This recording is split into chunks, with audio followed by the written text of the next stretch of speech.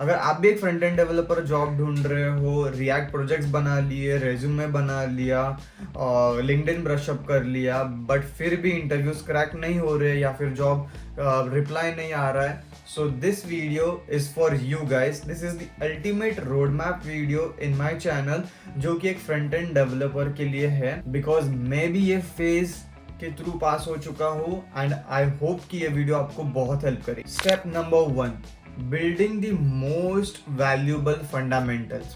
अभी तुम्हें सब लोग बोलते हैं कि भाई फंडामेंटल्स लर्न करो, HTML, CSS, जावास्क्रिप्ट, बट उसको किस वे में लर्न करना चाहिए, कैसे लर्न करना चाहिए, मैं आपको अभी ब्रेक डाउन करके बताता हूँ.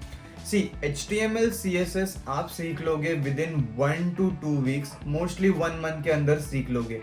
बट जो जावास्क्रिप्ट है इसको थोड़ा आपको टाइम देना पड़ेगा. और यहाँ पे मोस्टली फ्रेशर्स कंफ्यूज हो जाते हैं कि HTML, CSS हो गया है तो हम लोगों को अभी फ्रंट एंड डेवलपर आ गया है, वेब डेवलपमेंट कर सकते हैं. लेकिन जो इंटरव्यूज क्वेश्चन पूछते हैं लोग मोस्टली फॉलो अप करते हैं HTML, CSS को वो हार्डली 20 मिनट्स देंगे, लेकिन एक घंटे के वो सिर्फ जावास्क्रिप्ट क्वेश्चंस पूछते हैं. हाईली रिकमेंड कि आप जावास्क्रिप्ट को आपके स्ट्रॉन्ग करो. और यहाँ पे भी कॉन्सेप्ट्स थे, जैसे कि मैं वाज लर्निंग, मैं आपको एक एग्जांपल देता हूँ कि मुझे ना एक वेरिएबल समझने के लिए भी बहुत टाइम लग गया था कि भाई वेरिएबल क्या होता है, फंक्शंस क्या होते हैं, स्ट्रिंग क्या होता है, स्टार्टिंग से एकदम. सो मैंने 10 प्रोजेक्ट्स बना के उसको प्रैक्टिस किया है, तब जाके मुझे जावास्क्रिप्ट का वैल्यू समझा और उसके थ्रू मैंने फिर प्रोजेक्ट्स बनाए. तो वो एक मेरे लिए प्लस पॉइंट था. जावास्क्रिप्ट बहुत ज्यादा अच्छी प्रोग्रामिंग लैंग्वेज है और उसके वजह से ही इंटरएक्टिविटी आता है. HTML, CSS, जावास्क्रिप्ट को रिलेटेड मैंने तकरीबन 15 प्रोजेक्ट्स बनाए थे.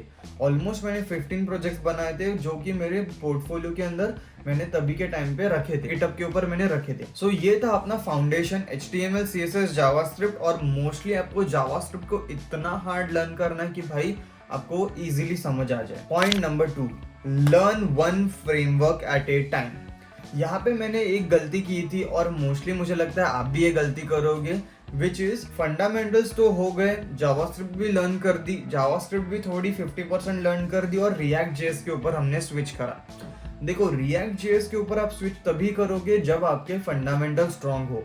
और पर्सनली मैंने भी ये गलती की थी कि भाई जावास्क्रिप्ट को पूरा नहीं पढ़ रखा था. यहाँ पे एक और क्वेश्चन है, पूरा नहीं पढ़ रखा था मतलब क्या हमें जावास्क्रिप्ट पूरी पढ़नी चाहिए? नहीं, आपको इतनी जावास्क्रिप्ट पढ़नी चाहिए जो कि रिएक्ट के लिए जरूरी हो, क्योंकि रिएक्ट के अंदर हाई ऑर्डर फंक्शंस ज्यादा यूज होते हैं, फंक्शन कंपोनेंट्स यूज होते हैं, variables, use state, use effect, वो सब कुछ चीजें जो जावास्क्रिप्ट के रिलेटेड रहती है ना, वो API कॉलिंग वगैरह या सिंक अवेट यहाँ पे मोस्टली हम लोग यूज करते हैं. सो इट्स हाईली रिकमेंड कि आप रिएक्ट जेएस के ऊपर भी आओगे तभी भी आपको यही रूट फॉलो करना है. सो जावास्क्रिप्ट इतनी लर्न करो कि वो रिएक्ट जेएस के लिए यूज हो. एंड फ्रैंकली बोलूं तो रिएक्ट इजी नहीं है.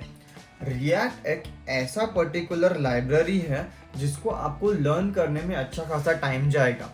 It's not a 1 to 2 months taking process. For me personally, it took around 4 months, 4, 5, 6, 2 months for the HTML, CSS, JavaScript. और फिर ये जो 6 मंथ्स का जो 4 मंथ्स का जो टाइम था वो मेरा जावास्क्रिप्ट और रिएक्ट जेएस के अंदर चला गया अच्छा खासा. और यहाँ पे भी मैंने अच्छे खासे प्रोजेक्ट्स बनाए थे बाय API वगैरह यूज करके. वो बिगिनर फ्रेंडली थे. मैं आपको मेरा रेज्यूमे शेयर करूंगा, प्लीज मेरा वो प्रोजेक्ट्स देखो, मैंने जो शेयर कर रखे. और यही प्रोजेक्ट से मुझे मेरी फर्स्ट इंटर्नशिप भी मिली है और मुझे फर्स्ट एक ऑफर भी मिला था. Point number 3, making an impactful project. देखो, प्रोजेक्ट्स तो हम लोग सभी बनाते हैं, whether it is HTML, CSS के ऊपर, JS के ऊपर, रिएक्ट JS के ऊपर. बट मैंने ये चीज़ पहले भी, मैंने इस टाइम ये गलती नहीं की थी प्रोजेक्ट्स के अंदर. While I was learning, मैंने क्या कर रखा था, मैंने जो भी प्रोजेक्ट मार्केट के अंदर अवेलेबल है वो कॉपी नहीं किए थे. एक प्रोजेक्ट मैंने कॉपी किया था which was a weather application. वो सब लोग कर रहे थे वो टाइम के ऊपर और बहुत ज़्यादा बूम भी चल रहा था. लेकिन व्हाट आई डिड वॉज, मैंने वो वेदर एप्लीकेशन के अंदर एक मैप फंक्शन डाल दिया. जैसे कि कोई भी अगर कोई वेदर सर्च करता है then you will see a map over there. Second project मेरा ये था कि एक नोट्स एप्लीकेशन था. Everyone was making a note application, but मैंने उसके अंदर थीम्स ऐड किए थे, मैंने वहाँ पे कोई लोकल स्टोरेज भी यूज किया था। Everything was a vanilla JS project. एक मैंने रिएक्ट जेएस के ऊपर भी प्रोजेक्ट बनाया था, 2-3 मैंने वैनिला जेएस के ऊपर भी प्रोजेक्ट बनाया था, बिकॉज इंटरव्यूज चाहते कि तुम्हारा जावास्क्रिप्ट स्ट्रांग हो और उसके मदद से तुम लोग कोई भी अगर कंपनी के अंदर प्रोजेक्ट आता है which is dependent upon the JavaScript, तुम इसे इजीली टैकल कर पाओगे। So that's what they look into you whenever you are making any projects. Step number 4, ये सबसे टफेस्ट स्टेप है, बिकॉज यहाँ पे ना आपको रेज्यूमे और लिंक्डइन के ऊपर ध्यान देना पड़ता है। I will obviously share my resume in the description box और फिर मैं गूगल ड्राइव लिंक भी शेयर कर दूंगा। बट आपका जो लिंक्डइन है, earlier I use to post somewhat मेरे लिंक्डइन के ऊपर, मैं अभी इतना एक्टिव नहीं हूँ उसके ऊपर, but when I was a fresher तो मैं ज़्यादा करके लिंक्डइन के ऊपर कुछ ना कुछ पोस्ट करता था। ओपन सोर्स में जो भी किया वो यहाँ पे डालता था, कुछ नया लर्न किया, कुछ यूडेमी का कोर्स उठाया वो भी डाल देता था। तो लिंक्डइन के ऊपर मैं एक्टिव था और एक्चुअली लिंक्डइन वर्क करता है whenever you are active on that. कुछ भी अगर आप पोस्ट करोगे तो वो जो फीड है ना वो आपको ऑटोमेटिकली रिक्रूटर्स के ऊपर भेज देता है और उनका रिप्लाई आपको आता है, उनका अपॉर्चुनिटीज भी आपको आता है। मुझे भी बहुत सारे अपॉर्चुनिटीज लिंक्डइन के ऊपर भी आए हैं। Second thing is resume. Resume आपको इतना सिंपल एंड स्पीड बनाना है। मैंने तो भाई एक फॉर्मेट ही सेट कर दिया था। मेरे रेज्यूमे को आप चेक करो, मैंने सिर्फ उसको 4 चीज़ों में डिवाइड किया था और वही पर्टिकुलर फॉर्मेट में हर जगह पे यूज़ कर रहा था और मैंने उसको 10 लोगों से रिव्यू भी कर रखा था। सो वो मेरे लिए एक प्लस पॉइंट था। Step number 5 which is apply smartly not randomly. देखो ये पर्टिकुलर चीज एक अच्छा पॉइंट है यहाँ पे और मोस्ट रिकमेंडेड पॉइंट भी है। देखो आपको जस्ट अप्लाई नहीं करना है यहाँ वहाँ पे, आपको कोल्ड ईमेलिंग, आपको स्ट्रैटेजी लगा के अप्लाई करना है। किन चीज़ों को ध्यान देना है, किन चीज़ों को नहीं ध्यान देना है, किस रिक्रूटर को टैग करना है, किसको नहीं टैग करना है, किस कंपनी के लिए अप्लाई करना है, लोकेलिटी के अंदर या फिर कहीं और है तो कैसे उनको अप्रोच करना है, ईमेल के थ्रू, लिंक्डइन के थ्रू और you can say WhatsApp messages के थ्रू। तो ये सबको ना आपको एक टारगेटेड अप्रोच फॉलो करती है।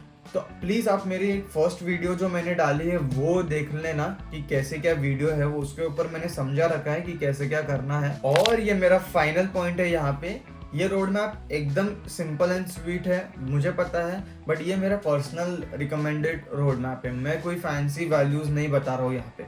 मैंने खाली HTML, CSS, React.js, GitHub यही लर्न किया है और ये भी 50% लर्न किया था। मोस्टली मैंने प्रोजेक्ट्स के ऊपर टाइम डाल दिया था और उसके थ्रू ही मुझे कुछ मिला है। और ये पॉइंट मुझे आपको एक वैल्यूबल पॉइंट बोलना है यहाँ पे, पर्सनल एडवाइस दे रहा हूँ, विच इज एक बात याद रखना, जो आप कॉलेज में सीखते हो it is completely different from what you work in the corporate. तो जो आप लर्न करते हो कॉलेज के अंदर इट्स नॉट लाइक वही आप लर्न करोगे ऑफिस के अंदर। ऑफिस के अंदर जो चैलेंजेस आती है they are way much different. मैं एक सेपरेट वीडियो बनाने वाला हूँ कि ऑफिस के ऊपर क्या क्या चैलेंजेस आती है and how you should be prepared for that, because office के अंदर हम लोग जो एक्सपेक्ट करते हैं और जो लर्न करते हैं घर के अंदर वो इजी रहता है, बट वहाँ पे you have to make a scalable product which will handle 10 of 100 of millions of 1000 people.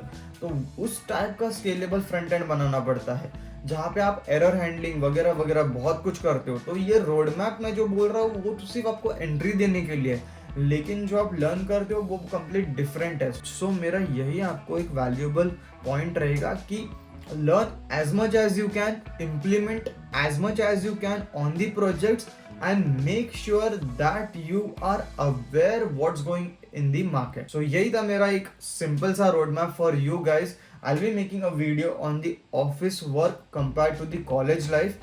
So stay tuned for that as well. कुछ भी doubts रहेगा तो do let me know. Thank you. Bye bye.